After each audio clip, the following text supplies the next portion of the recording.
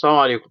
خبر صادم لجمهور الزمالك من مدربه جوزيه جوميز بعد ما جاله خلاص تأكيد وخبر رسمي أو أعلن مجلس الإدارة إن هو خلاص رسميا هيروح نادي الفتح السعودي أو أي نادي في السعودية. أنا مش تفرق بالنسبة لي. المهم الصدمة بتاعت الجمهور مش بس في الوقت اللي هم رايحين يلعبوا فيه المصري في ماتش مهم عشان يحدد مركزهم في المجموعة، لا، ده كمان جاي في وقت قاتل.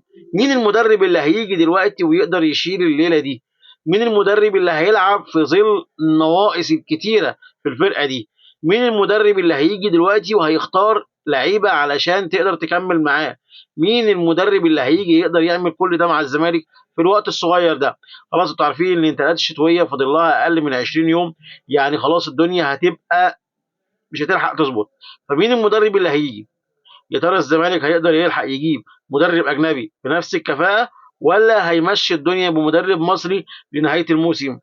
ايه اللي هيحصل؟ مش قصتنا. قصتنا بقى في حته تانية خالص. جمهور الزمالك بيقول ان كولر برغم ان هو كسبان نص القاره تقريبا ما جالوش عروض، ما بيجولوش عروض، ما بيحصلش معاه اي حاجه زي ما بيحصل مع الزمالك والمدربين بتوعهم بيمشي.